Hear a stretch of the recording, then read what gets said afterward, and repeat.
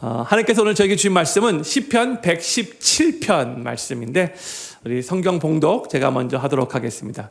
1절과 2절이면 끝납니다. 아주 끝나게 아주 하나님 말씀이 짧은데 제가 시편 117편 1절 2절 말씀 봉독하겠습니다. 너희 모든 나라들아 여호와를 찬양하며 너희 모든 백성들아 저를 칭송할지어다.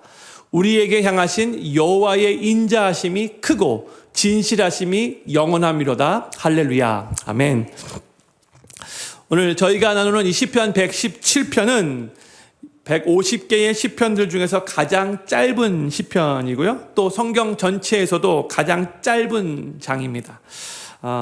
딱 두 구절로만 구성되어 있어요. 그렇지만 이 안에 담긴 내용은 아주 깊다고 합니다. 이 시편 117편은 하나님의 구속 계획과 열방을 향한 복음을 초청하고 있는 그런 시라고 해요. 어느 목사님이 이 시편 117편은 마치 깊은 바다를 한 줌의 물방울로 표현한 듯한 시편이다 이렇게 말했어요. 다시 한번 읽을게요. 이 시편 117편은 마치 깊은 바다를 한 줌의 물방울로 표현한 듯한 시편이다 이렇게 표현을 했습니다. 제가 계속 말씀을 드렸듯이 시편 113편부터 시편 118편은 유대인들이 유월절 식사 때에 낭독했던 시들이라고 말씀드렸죠. 특히 이제 하나님의 구원에 감사하면서 하나님을 찬양하기 위해 그렇게 낭독되어지는 그런 시라고 했는데, 근데 이 시편 117편은요 단지 유대인들만을 위한 찬송시가 아닙니다. 이 시는 전 인류를 초대하는 복음의 노래이고 장차 오실 메시아를 통해서 열방을 향한 하나님의 구원 계획을 미리 보여주는 찬송시라고 할 수 있습니다. 이 시편 117편은 성경 전체에서 가장 짧지만 그 뜻은 온 세상을 향한다는 것을 생각하시면서 오늘 본문 말씀의 내용을 살펴보겠습니다. 두 구절밖에 안 되기 때문에 일찍 끝날 거라고 생각하시면 큰 오산입니다. 끝나는 시간은 비슷할 겁니다. 1절 말씀 우리 같이 천천히 읽겠습니다. 시작. 너희 모든 나라들아 여호와를 찬양하며 너희 모든 백성들아 저를 칭송할지어다. 아멘.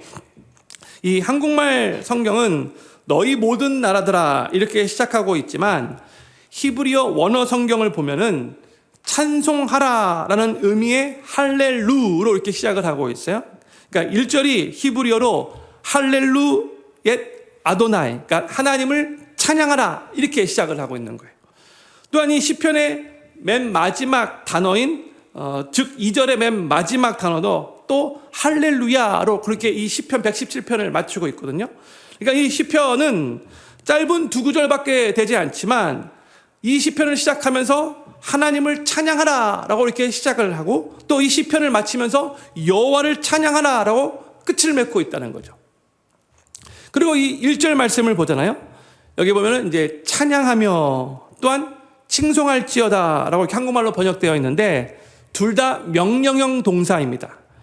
이것은 찬양이 우리의 선택이 아니라 우리가 꼭 순종하며 지켜야 하는 의무라는 것을 뜻하고 있는 거죠. 피조물인 우리에게는 창조주 하나님을 찬양해야 할 본질적인 책임이 있다는 거예요. 찬양은 구원받은 자들의 반응일 뿐만이 아니라 모든 피조물의 존재 목적이기도 합니다. 그래서 1절 말씀을 살펴보면 찬양을 해야 하는 사람들이 단지 이스라엘 백성들만이 아니라 이 시편 저자는 모든 나라들이 또한 모든 백성들이 하나님을 찬양해야 한다는 것을 선포하고 있어요. 다시 1절 말씀 다시 한번 비춰주면 좋을 것 같아요. 그렇죠? 성령들 온 우주 만물을 창조하신 우리 하나님은 온 열방의 하나님이 되시고 또한 모든 나라와 모든 백성들로부터 찬양받기에 합당하신 분이십니다. 저들이 인정하던 인정하지 않던 우리 하나님은 온 우주 만물, 온 모든 백성들의 입술을 통해서 찬양을 받으셔야 하는 분이시라는 거예요. 그래서 하나님을 먼저 믿고 찬양하는 우리는 이제 세상 모든 나라와 모든 백성들이 하나님을 찬양하도록 하게 하는 그 사명이 우리에게 있다는 것을 기억해야 돼요. 모든 백성들이 하나님을 찬양해야 하는데 그들이 그냥 하나님을 찬양할 수 없잖아요. 먼저 하나님을 믿은 우리가 그들에게 나아가서 하나님을 소개하고 저들도 하나님을 믿고 우리와 같이 하나님을 찬양할 수 있도록 하는 그 역할이 우리에게 달려있다는 거죠. 우리의 의무라는 거죠. 하나님께서 아브라함을 부르실 때 이렇게 말씀을 하셨어요. 창세기 12장 1절과 2절 말씀 우리 같이 읽겠습니다. 시작. 여호와께서 아브라함에게 이르시되 너는 너의 본토 친척 아비집을 떠나 내가 내게 지시할 땅으로 가라.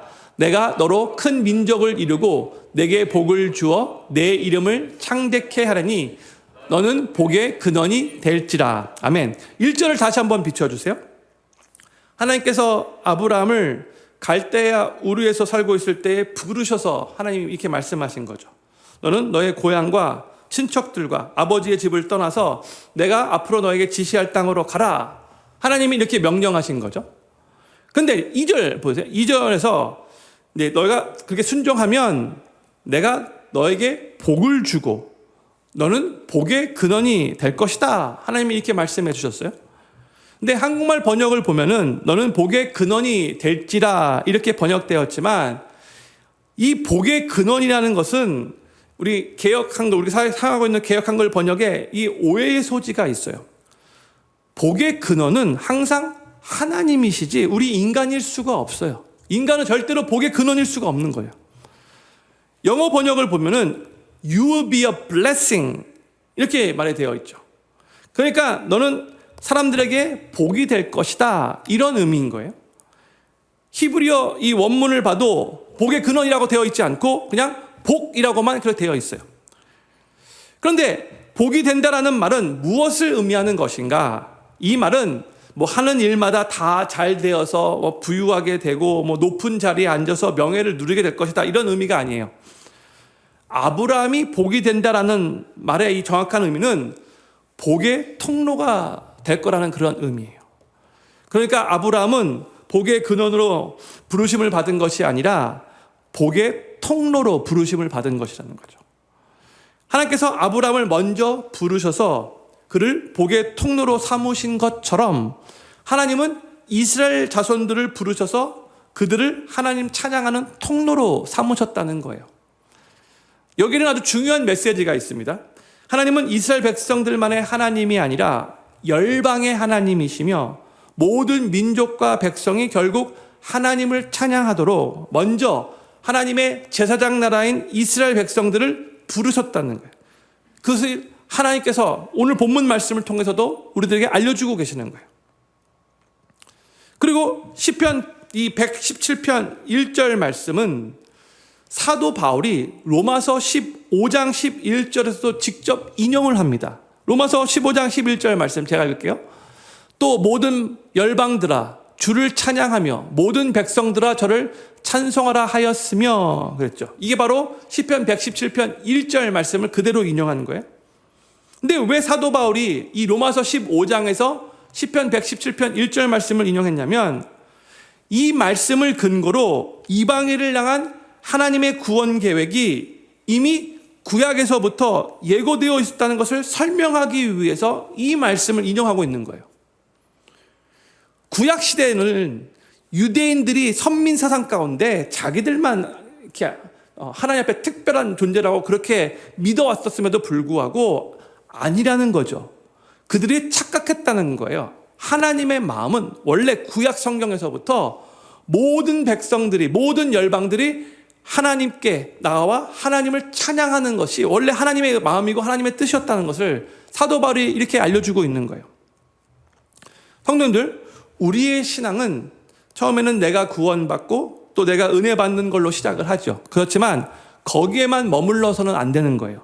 우리는 계속해서 하나님의 마음과 하나님의 비전을 우리의 마음에 품고 우리의 관심이 점점 더 열방으로 확장되어져야 하는 거예요. 그게 하나님께서 구원받은 우리들에게 기대하는 삶인 거예요. 성도님들, 우리가 많이 불렀던 찬양 중에 고영원 전도사님이 만든 비전이라는 찬양이 있죠. 그렇죠? 우리 많이 불렀어요. 근데 비전이란 이 타이틀이네. 가사가 이래요. 우리 보좌 앞에 모였네. 함께 주를 찬양하며 하나님의 사랑 그 아들을 주셨네. 그의 피로 우리 구원받았네. 십자가에서 쏟으신 그 사랑 강같이 온 땅에 흘러. 그다음에 이거죠. 각 나라와 족속 백성 방언에서 구원받고 주 경배드리네. 이 가사가 요한계시록 7장 9절의 내용을 토대로 쓴 가사예요. 근데 왜 이 찬양의 제목이 비전인가? 여기는 두 가지 의미가 담겨져 있는 거예요. 사도 요한이 환상으로 천상에서 하나님을 예배하는 모습을 미리 보았기 때문에 그 환상을 이제 비전이라고 그렇게 단어로 사용한 것도 되지만 거기서만 끝나면 안 돼요. 더 중요한 의미가 여기 있어요. 뭐냐면 각 나라와 족속, 백성 방언에서 구원받고 주님께 경배드리는 것이 결국 하나님의 비전이라는 거예요. 그 하나님의 비전이 결국 완성되었다는 것을 사도 요한이 환상으로 천생의 예배를 보면서 기록하고 있는 거죠. 성도님들, 항상 하나님의 마음과 하나님의 비전은 모든 나라들, 각 나라, 족속, 백성, 방언에서, 즉 열방이 구원받고 하나님을 찬양하고 예배하는 것, 이게 하나님의 마음이 하나님의 비전이라는 거예요. 예수님도 이 땅에서 사역을 마치고 승천하시면서 예수님의 제자들에게 지상명령을 주시면서 승천하셨잖아요. 근데 그 지상명령이 뭐예요? 너희는 가서 모든 족속으로 제자를 삼아요. 너 주변에 있는 이웃들을 제자 삼는 게 아니라, 너 교회에 있는 사람들 제자 삼는 게 아니라 모든 족속으로 제자 삼아. 이게 우리 주님의 지상명령인 거예요. 그러니까 우리의 신앙이요, 개인적인 체험에만 머무르지 않고 열방을 향한 사명으로 계속해서 확장되어져야 하는 거예요. 처음에 구원받았을 때는 어떻게 보면 신앙적으로 많이 어리기 때문에 나 중심적으로 그렇게 신앙생활 할 수 있겠지만 거기에서만 머무르면 안 돼요. 열방을 향한 그 사명으로 계속해서 우리의 신앙이 성장해야 된다는 거예요. 내가 하나님을 만나서 그 하나님이 좋아, 하나님께서 나에게 베풀어 주신 그 은혜에 감사하며 하나님을 찬양하듯 또 나를 통해서 다른 사람들이, 열방이, 모든 백성들이 하나님을 만나고 그 하나님이 좋아서 하나님을 찬양하게 하는 바로 그 통로의 역할을 우리가 다 감당해야 한다는 거죠. 바로 그 통로가 되기 위해서 내가 직접 열방을 향해 나아가든지 아니면 열방을 위해서 기도하든지 열방을 위한 그 선교를 위해서 물질로 그렇게 헌금하며 하나님 앞에 우리 삶을 드리든지 뭔가를 해야 한다는 거예요. 그래서 우리의 기도 내용을 대해서 한번 생각해 봤으면 좋을 것 같아요. 우리가 직접 나가지는 못하지만 이번에도 선교 같이 갈 수 있는 분들 광고가 나갔는데 우리 남자 성도님들은 한 분도 아직 사인업을 하지 않으셨어요. 항상 여자 성도님들하고 같이 하게 되는데 좀 정말 이렇게 우리 마음이 좀 더 이렇게 하나님 나라를 열방을 좀 품고 나갔으면 좋겠는데 직접 나가지는 못하겠지만 그래도 그러면 나가지 못하면 이제 기도는 해야 되는 거죠. 하나님의 나라가 열방을 향하여 계속해서 쭉쭉 뻗어나가도록 기도해야 되는 거죠. 그러니까 우리의 기도의 내용이 항상 나 자신에게만 머물러서는 안 되고 우리의 이웃을 위해서 또 이 사회와 민족을 위해서 열방으로 계속해서 확장되어져야 한다는 것을 우리가 기억해야 돼요. 사실 근데 한 번도 가본 적이 없는 곳, 한 번도 본 적이 없는 사람을 위해서 기도하는 것은 정말로 어려워요. 막연하게 느껴질 거예요. 그러나 우리의 관심이 더욱더 하나님 나라에 가 있고 하나님 나라가 이 땅에 확장되어지기를 위해서 정말 간절히 사모하게 된다면 이 열방을 위한 기도도 가능해지는 거예요. 우리가 사랑하는 하나님의 이름과 그 하나님의 영광 때문에 하나님의 나라 때문에 한 번도 가본 적이 없는 나라, 한 번도 본 적이 없는 사람들을 위해서도 기도가 가능해지는 거예요. 하나님을 사랑하기 때문에. 한국 땅에 최초로 파송된 이제 선교사님들에 대해서 말할 때 보통 이제 언더우드 선교사님과 아펜젤로 선교사님을 말하죠. 공식적으로 한국에 파송된 두 명의 선교사님이에요. 1885년 미국에서 이 두 선교사님이 공적으로 파송돼서 부활절 아침에 이 제물포 바다에 딱 그렇게 도착하셨어요. 오늘은 이제 헨리 아펜젤로 선교사님에 대해서 잠깐 나누고 싶어요. 23살 때 이분은 선교사로 헌신을 먼저 했어요. 처음에 인도에 가고 싶은 마음으로 헌신을 했대요. 지금처럼 뭐 문화적인 교류가 왕성하지 않았던 때잖아요. 1880 그때는. 그렇죠? 근데 미국에 살던 이분이 인도에 대해서 사모하는 마음을 가진다는 거. 이거는 하나님 나라에 대한 관심이 없었다면 불가능한 거죠. 그렇죠? 인도에 대해서 얼마나 많이 받겠습니까? 그렇죠? 근데 하나님 사랑하고 하나님 나라에 대한 그런 관심이 컸기 때문에 인도에 가고 싶은 마음으로 헌신을 먼저 한 거야.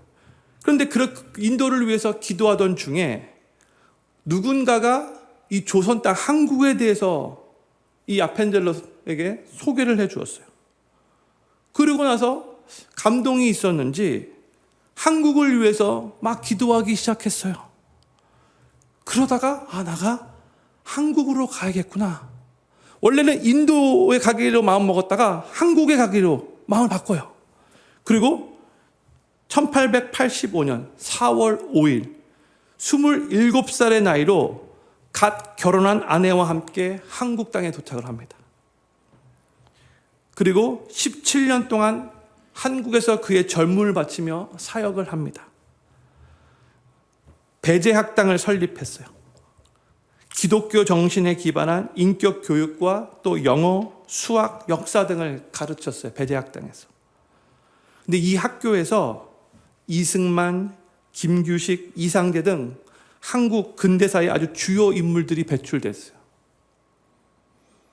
그리고 정동교회를 또 설립을 해요. 한국 땅에서의 최초의 공식 예배를 이 정동교회에서 이 아펜젤로 선교사님이 인도해요. 그때 한국 사람과 이 외국 사람들이 함께 모여서 공식적인 그 첫 예배를 바로 그 예배당에서 드리게 됩니다. 그리고 한글 성경 번역 작업에 참여했고요. 한글 성경과 기독교 문서를 전파하는 일에 최선을 다해 노력을 했어요. 또한 아내와 함께 문맹 텐치 활동을 펼치면서 아동 보호 및 여성 인권 문제에도 아주 선한 영향력을 끼쳤어요. 그렇게 열심히 한국 땅에서 사역을 했는데 안타깝게도 우리가 생각할 때 1902년 6월 11일 44살의 나이에 주님의 부르심을 받고 세상을 떠납니다. 정말 이 젊은 나이를 조선 땅에 복음화를 위해서 최선을 다해 노력하면서 그 젊음을 바쳤던 거죠. 근데 그가 쓴 아주 감동이 되는 글이 있어서 한번 읽어드리고 싶어요. 한국에서 나의 사랑하는 주님의 교회에 초석을 놓는 데에 나는 내 생명을 기꺼이 바치겠다. 만일 하나님이 허락하신다면 나는 한국 모든 지방을 방문하여 북쪽의 호랑이 사냥꾼을 비롯하여 남쪽의 벼 농사꾼에 이르기까지 많은 사람들에게 복음을 전하고 싶다. 이렇게 말했어요. 이 아펜젤로가 호랑이 사냥꾼, 벼 농사꾼을 유난히 좋아했기 때문에 이렇게 말한 게 아니잖아요. 그런 의미가 아닌 거잖아요. 그렇죠? 그러니까 이 한국 땅, 조선 땅에 있는 모든 백성들에게 내가 최선을 다해서 복음을 전하고 싶다 이런 의미인 거잖아요. 근데 어떻게 이런 고백이 가능했어요? 하나님을 사랑했기 때문에 가능했던 거죠. 하나님의 나라와 복음 전파에 대한 관심이 컸기 때문에 그가 저 아시아에 있는 조그만 땅, 그 한국을 생각하면서 마음에 품고 기도하면서 이렇게까지 하나님 앞에 헌신을 하고 결국 선교사로 오게 된 거죠. 이분의 이 헌신 때문에 그 복음이 지금 우리들에게도 전달돼서 우리가 구원받고 하나님을 찬양하는 그런 하나님의 백성이 될 수 있었던 거죠. 지금도 하나님은 복음을 전혀 듣지 못해서 그래서 구원받지 못하고 죽어가고 있는 영혼들을 향해 하나님이 안타까운 마음을 갖고 계시죠. 그 하나님의 안타까운 마음이 우리의 마음에 전달될 때에 그때부터 우리에게 거룩한 부담감으로 다가오게 되는 거예요. 한 번도 가본 적이 없는 것, 한 번도 본 적이 없는 사람들을 위해서 간절하게 기도하는 것 쉽지 않지만 그 하나님의 안타까운 마음이 우리 마음에 전달된다면 이러한 기도도 가능해지는 거예요. 그리고 열방을 향한 우리의 기도가 밑거름이 되어서 우리 눈에는 보이지 않겠지만 그 간절한 기도가 밑거름이 되어서 주님을 몰랐던 자들이 복음을 듣게 되고 하나님의 자녀가 되는 구원의 역사가 일어나게 되는 것이고 우리의 그 기도 때문에 결국 하나님 나라가 이 땅에 확장되는 거예요. 그리고 우리가 열방을 품고 주님의 마음으로 그 부담감을 가지고 아직 구원받지 못한 영혼들을 생각하면서 기도할 때에 우리의 신앙은 나 중심적인 이기적인 신앙으로부터 하나님 나라 중심적인 신앙으로 점점 더 성장하게 될 것이고 우리의 기도에 더 파워가 생기고 더 힘이 생기는 것을 느끼게 될 거예요. 나 자신만을 위해서 기도하는 것과 열방을 품고 하나님 나라 확장을 위해서 기도하는 것, 그 기도 자체가 다른 거예요. 저는 필그림교회 모든 성도님들이 나 중심적인 신앙에서 하나님 나라 중심적인 신앙으로 더욱더 성숙해지고 점점 더 하나님이 주시는 거룩한 부담감을 가지고 열방을 위해서 기도하실 수 있기를 바라고 우리의 기도를 통해서 하나님의 나라가 이 땅에 더욱더 확장되며 그래서 이 땅에 하나님을 찬양하고 하나님 앞에 예배드리는 자들이 더욱더 많아지게 되기를 이 일에 우리 모두가 귀하게 쓰임받으시게 되기를 우리 구주 예수님의 이름으로 간절히 축원합니다. 이제 시편 저자는 2절에서 하나님을 찬양해야 하는 이유를 선포합니다. 2절 말씀 같이 읽겠습니다. 마지막 구절입니다. 같이 읽겠습니다. 시작. 우리에게 향하신 여호와의 인자하심이 크고 진실하심이 영원함이로다. 할렐루야. 아멘. 이 2절 말씀을 보면 우리 한국말로는 번역되지 않았지만 히브리어 원어를 보면은 왜냐하면이라는 뜻을 가진 히브리어 키라는 단어로 시작하고 있어요. 그래서 영어로 번역을 볼 때도 for 이렇게 시작을 하고 있죠. 그러니까 2절에서는 1절에서 하나님을 찬양하며 하나님 칭송할지어다, 하나님 찬양해야 된다 명령문으로 선포한 다음에 2절부터 그 이유를 우리들에게 알려주는 거예요. 두 가지 이유죠. 첫 번째는 우리에게 향하신 여호와의 인자하심이 크기 때문이고, 여기서 여호와의 인자하심 할 때 인자하심은 우리가 그동안도 여러 번 나눴듯이 바로 히브리어로 헤세드예요. 언약에 근거한 하나님의 변함없는 사랑을 의미하는 거죠. 두 번째는 여호와의 진실하심이 영원하기 때문인 거예요. 여기서의 진실하심은 영어로 보면은 faithfulness라고 번역됐고 히브리어로 보면은 에메트인데 이것도 제가 여러 번 나눴어요. 하나님의 변함없는 신실하신 성품을 의미하는 거예요. 그렇죠? 헤세드와 에메트. 거의 대부분 이 둘이 같이 가요. 하나님이 변함없이 우리를 사랑하시기 때문에 우리는 하나님을 찬양해야 하는 것이고 하나님의 성품이 항상 신실하시기 때문에 우리는 그 하나님을 찬양해야 한다는 거죠. 그리고 이 바로 9절로 아주 유명한 찬양을 만들었죠. 우리에게 향하신 바로 여기서 이 9절 그대로 사용하면서 찬양을 만든 거예요. 저는 요 하나님을 찬양해야 되는 바로 이 두 가지 이유를 하나씩 성도들과 나누고 싶어요. 첫 번째로 우리를 향한 하나님의 인자하심이 크기 때문에 하나님을 찬양해야 합니다. 오늘날 우리는 조건적인 관계 속에서 이 세상을 살아가는 것 같아요. 사랑조차 계약처럼 그렇게 작동하는 세상 같아요. 당신이 나를 만족시켜 준다면 나도 당신을 사랑하겠습니다. 뭐 이런 조건부 사랑인 거죠. 하지만 성경이 말하는 하나님의 사랑은 완전 달라요. 어떻게 다른가? 제가 이 하나님의 헤세드의 사랑을 세 가지로 한번 생각해 보고 싶어요. 첫 번째, 하나님의 헤세드 사랑은 조건이 아니라 언약에 기초한 사랑이에요. 조건이 아니라 언약에 기초한 사랑이 바로 하나님의 헤세드 사랑입니다. 하나님은 우리가 뭐 착하고 우리가 잘나고 뭐 이쁜 짓 많이 해서 공부 잘하고 똑똑해서 그 행위의 기초에서 조건적으로 우리를 사랑하시는 것이 아니에요.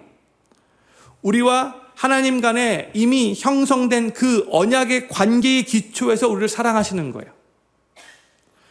구약에서 이스라엘 백성들은 하나님과 이 언약을 체결하고 하나님의 언약 백성이 되었죠.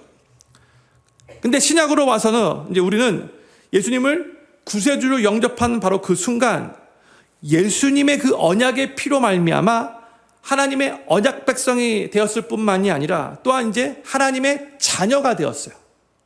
그러니까 예수님께서 십자가에서 흘리신 그 피가 언약의 피가 되어서 하나님과 우리의 관계를 아버지와 자녀 관계로 그렇게 만들어주는 거죠.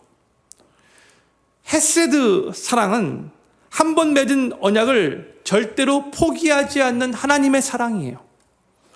우리를 향한 그 하나님의 사랑이 감정이 아니고 바로 커밋먼트라는 것, 의지라는 것을 기억해야 되는 거예요.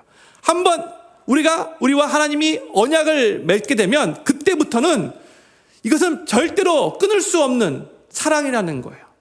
원래 처음부터 우리가 연약한 거 알고 하나님께서 우리와 언약을 맺으신 거예요. 예수 그리스도의 보혈을 통해서. 우리가 연약한 거 알고 우리를 구원해 주시고 하나님의 자녀 삼아 주셨기 때문에 계속해서 우리가 하나님 믿고 신앙생활을 해 나가면서도 우리가 연약한 거 아시기 때문에 하나님은 계속해서 하나님의 변함없는 사랑으로 우리를 이끌어 주실 거라는 거예요. 이 진리를 절대로 우리가 잊어버려서는 안 되는 거예요. 항상 믿고 붙잡고 있어야 돼요. 행위에 기초한 사랑이 아니에요. 언약에 기초한 사랑이에요.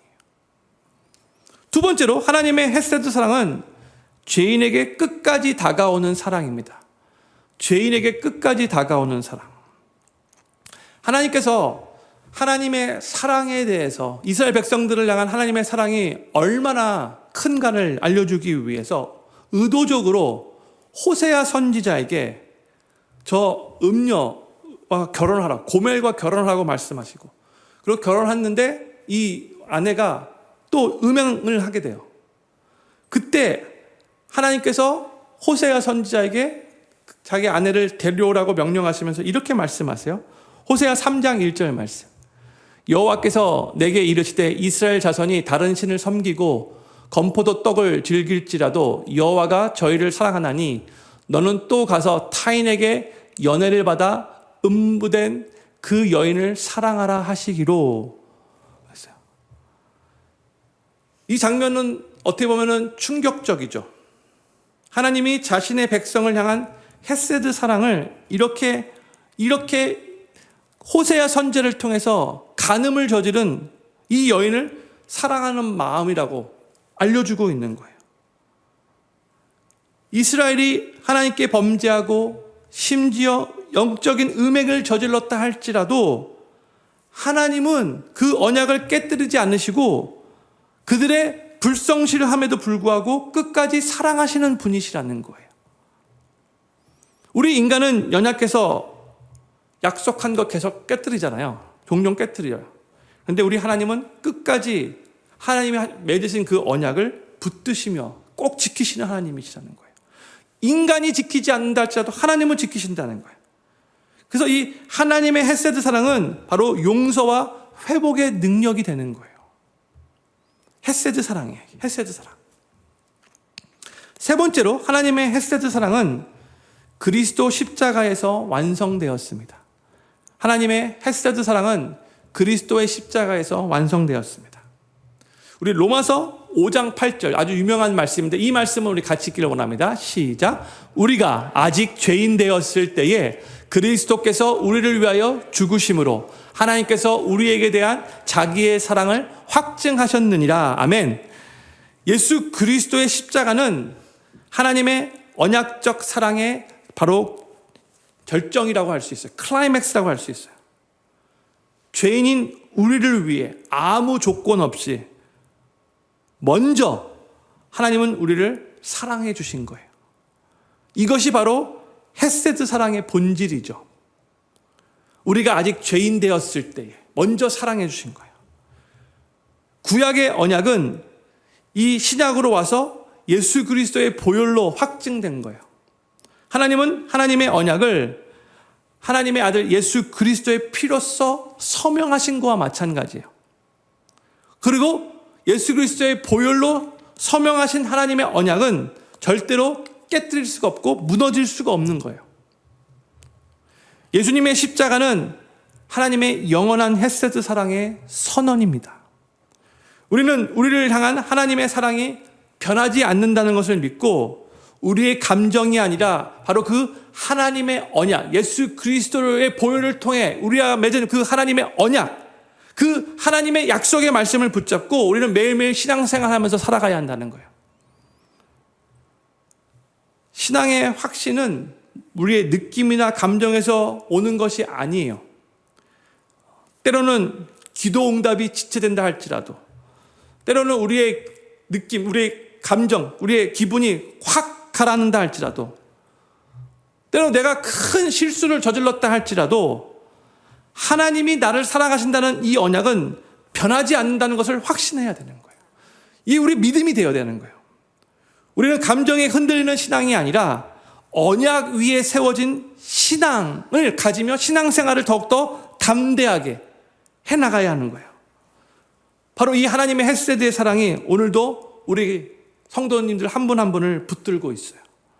그 하나님의 사랑이 오늘도 우리를 회복시키시는 거예요. 그리고 그 하나님의 사랑은 영원히 변하지 않는 거예요. 저는 필그림교회 모든 성도님들이 하나님의 언약에 근거한 변함없는 하나님의 헤세드 사랑에 감사하시며 그토록 변함없이 우리를 사랑하시는 하나님을 마음 다해 찬양하시기를 바라고, 우리의 행위나 느낌이나 감정에 흔들리는 그런 신앙생활을 해나가는 것이 아니라 변함없는 하나님의 사랑에 깊이 뿌리를 내리시고 그 사랑 안에서 날마다 견고하게 믿음으로 살아가시게 되기를 우리 구주 예수님의 이름으로 간절히 축원합니다. 두 번째로 우리는 하나님의 그 신실하심, faithfulness가 영원하기 때문에 하나님을 찬양해야 합니다. 하나님을 찬양해야 하는 두 번째 이유가 하나님의 신실하신 성품 때문인 거예요. 요즘 세상에 볼 때에 정말 많이 연약하고 많이 부족한 것이 어떻게 보면 이 faithfulness, 신실함이라고 생각이 들어요.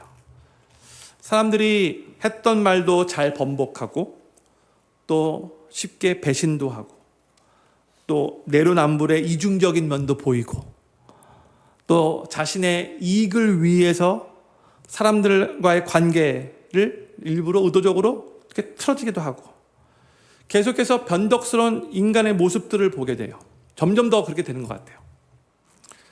사람의 기분에 따라서 오늘은 아주 천사같이 나이스하게 대하는데 어느 순간 갑자기 아주 무섭게 변하기도 하죠. 같은 사람 맞아? 이렇게 느낄 정도로. 그런데 또 우리 주변에 있는 사람들만 그렇게 나쁘게 변하는 게 아니라 우리 자신도 계속해서 변하는 것을 느껴요. 또한 사람들만 변하는 게 아니고 우리가 사는 이 세상도 계속해서 변화되고 있죠.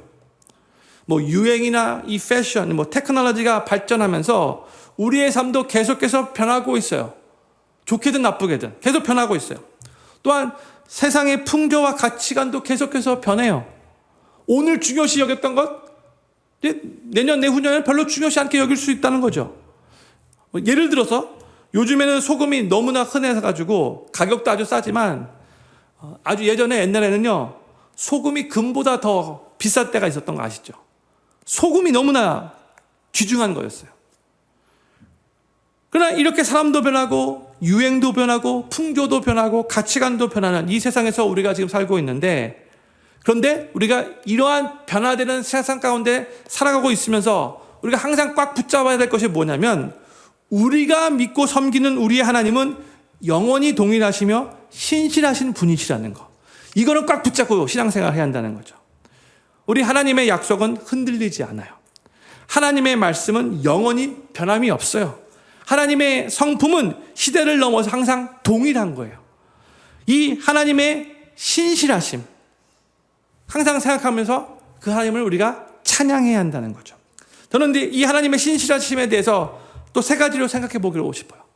첫 번째, 신실하심은 하나님의 본성이기에 항상 하나님을 신뢰할 수 있습니다.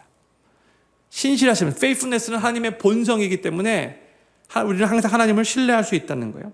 말라기서 3장 6절 말씀, 나 여호와는 변혁지 아니하나니 그러므로 야곱의 자손들아 너희가 소멸되지 아니하느니라 했어요. For I the Lord do not change 이렇게 말하고 있어요.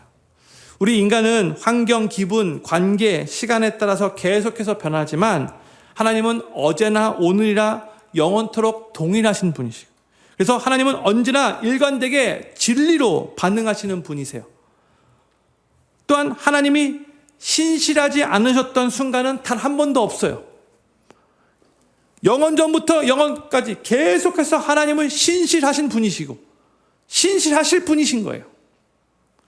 만약 하나님이 그때그때마다 조금씩 변하신다면 그건 하나님이실 수 없는 거예요. 하나님이 이번에 어떻게 하실까? 하나님 계속해서 변하면 우리가 불안해서 신앙생활하기 어려운 거죠. 그런데 우리 하나님은 언제나 변함없이 신실하신 분이시기 때문에 우리는 이 하나님을 언제든지 신뢰할 수 있는 거예요. 변함이 없기 때문에. 신실하신 분이시기 때문에. 두 번째로 하나님의 신실하심은 인내하면서 하나님의 때를 기다릴 수 있게 만들어요. 하나님의 신실하심이 우리를 더욱더 인내할 수 있도록 도와준다는 거죠. 하나님은 아브라함에게 75세의 아들을 주시겠다라고 약속해 주셨어요. 그런데 하나님의 그 약속은 무려 25년 뒤에 아브라함의 나이 100세가 되어서 그때 이루어졌죠. 그런데 성경이 분명하게 말합니다. 창세기 21장 1절과 2절 말씀 우리 같이 읽겠습니다. 시작. 여호와께서 그 말씀대로 사라를 권고하셨고 여호와께서 그 말씀대로 사라에게 행하셨으므로 사라가 잉태하고 하나님의 말씀하신 기한에 미쳐 늙은 아브라함에게 아들을 낳으니 했어요. 1절 다시 한번 보여주세요. 여호와께서 그 말씀대로 두 번 연속으로 반복해서 나오고 있어요. 하나님은 하나님께서 말씀하신 대로 반드시 이루시는 분이시라는 것을 강조하고 있는 거죠. 비록 하나님이 약속하신 때부터 25년이라는 긴 세월이 흐르긴 했지만 결국 하나님이 말씀하신 대로 하나님께서 아브라함에게 사라에게 약속의 아들을 주셨다는 거예요. 하나님 말씀하신 대로.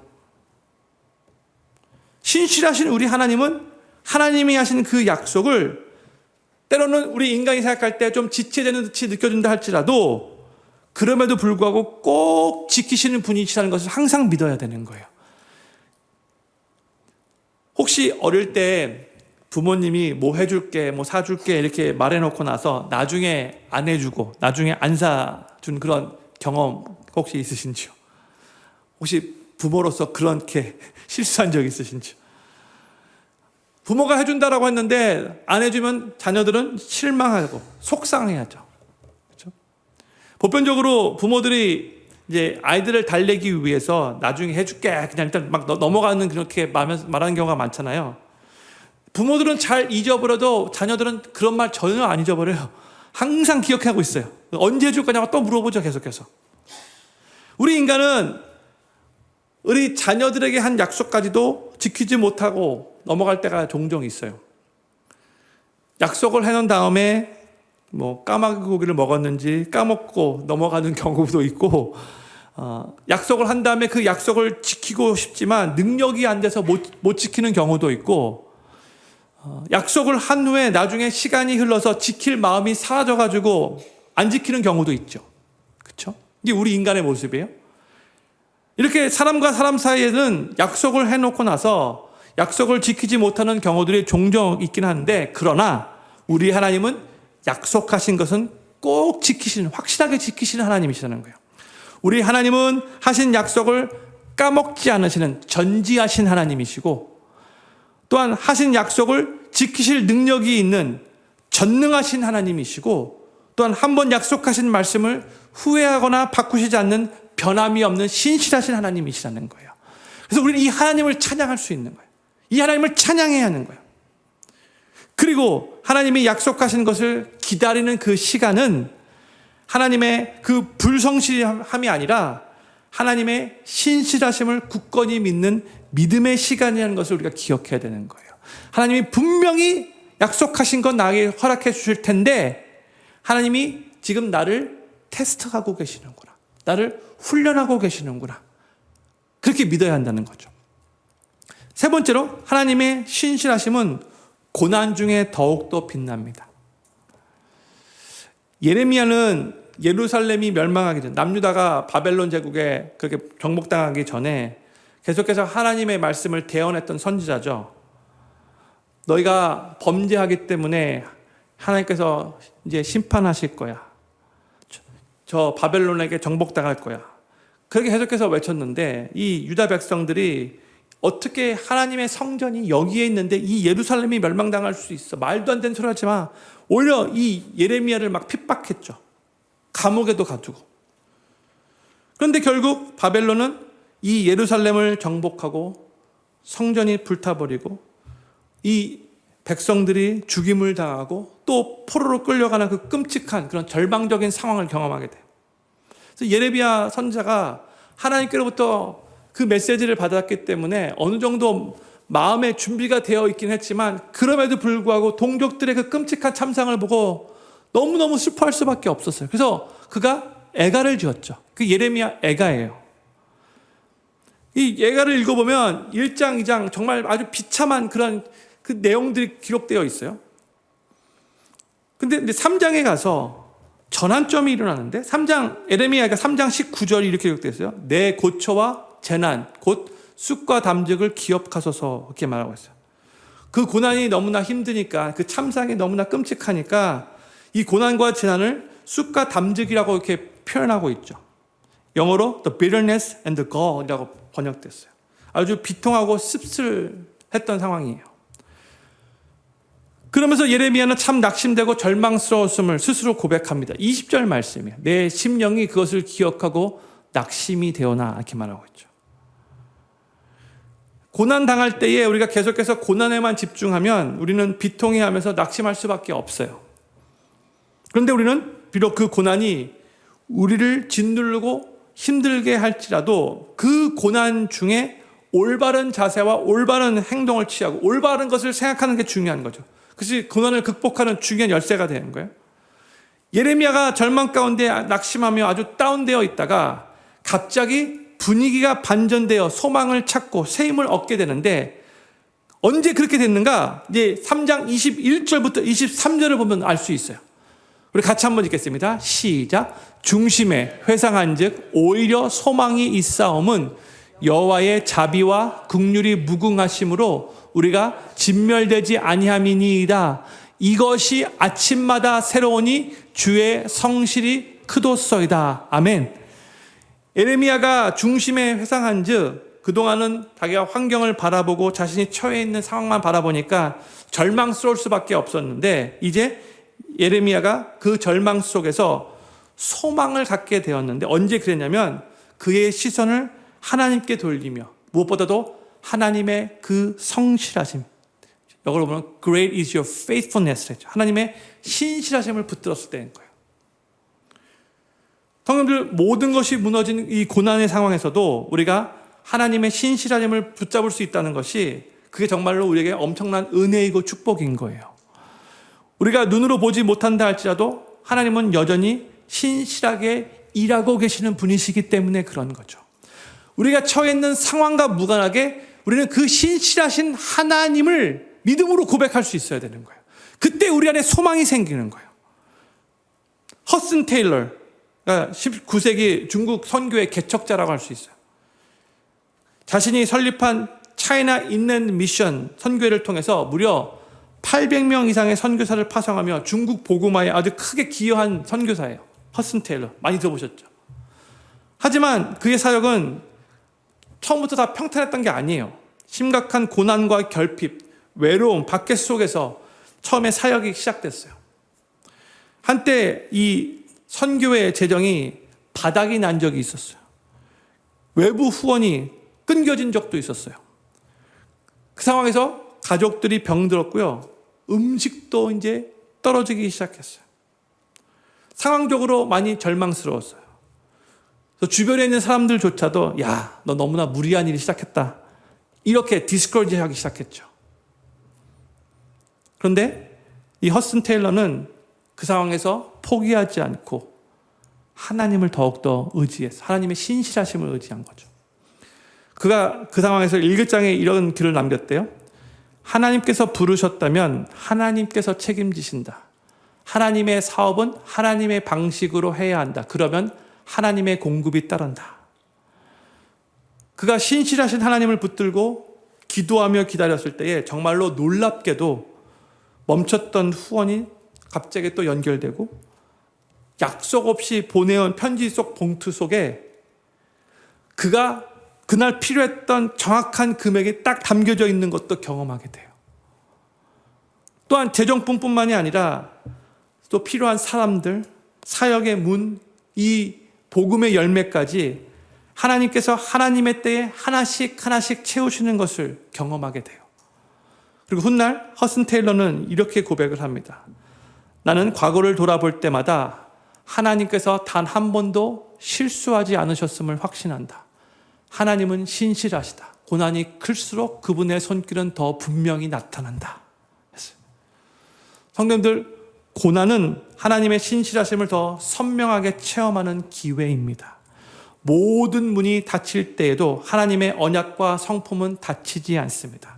하나님은 우리 감정이 아니라 말씀과 성품을 붙드는 신앙을 기뻐하신다는 것을 기억하시기 바랍니다. 저는 필그림교회 모든 성도님들이 모든 것이 너무나도 쉽고 빠르게 변화되어져 가고 있는 이 세상 속에서도 영원토록 변함없이 신실하신 하나님의 성품을 굳게 의지하시며 신실하신 그 하나님을 감사함으로 찬양하시기를 바라고, 기다림 속에서도 하나님의 약속을 믿고 고난의 상황마저도 하나님의 신실하심을 신뢰하며 잘 이겨내신 성숙한 신앙인으로 계속해서 이 세상 살아가시게 되기를 우리 구주 예수님의 이름으로 간절히 축원합니다. 기도 제목 4가지 읽고 기도하는 시간 갖도록 하겠습니다. 첫 번째 기도 제목입니다. 찬양은 우리의 선택이 아니라 반드시 순종해야 할 의무이며 피조물인 우리에게 창조주 하나님을 찬양해야 할 본질적인 책임이 있음을 기억하게 하소서. 그러므로 찬양받으시기에 합당하신 하나님을 더욱 마음과 정성 다해 찬양하게 하소서. 두 번째로, 신앙이 나 중심에서 하나님 나라 중심으로 더욱 성숙해지게 하시고 점점 더 하나님께서 주시는 거룩한 부담감을 품고 열방을 위해 기도하게 하소서. 우리의 기도를 통해 하나님의 나라가 이 땅에 더 확장되며 하나님을 찬양하고 예배하는 자들이 더욱 많아지는 일에 우리 삶이 귀하게 쓰임받게 하소서. 세 번째, 하나님의 언약에 근거한 변함없는 하나님의 헤세드 사랑에 감사하며 그토록 변함없이 우리를 사랑하시는 하나님을 마음 다해 찬양하게 하소서. 우리의 행위나 느낌이나 감정에 흔들리는 신앙이 아니라 변함없는 하나님의 사랑에 깊이 뿌리내리며 그 사랑 안에서 날마다 견고하게 믿음으로 살아가게 하소서. 마지막 네 번째, 모든 것이 너무나도 쉽고 빠르게 변하는 이 세상 속에서도 영원토록 변함없이 신실하신 하나님의 성품을 굳게 의지하며 그 신실하신 하나님을 감사함으로 찬양하게 하소서. 기다림의 시간 속에서도 하나님의 약속을 굳게 믿게 하시고 고난의 상황 속에서도 하나님의 신실하심을 더욱 신뢰하며 믿음으로 잘 이겨내는 성숙한 신앙인이 되게 하소서. 오늘 말씀 생각하면서 무엇보다도 하나님의 헤세드의 사랑, 하나님의 에메트의 그 신실하심, 하나님을 온전히 그렇게 찬양하는 삶이 되게 해달라고 이 4가지 기도 제목을 놓고 같이 합심으로 기도하기를 원합니다. 기도하겠습니다.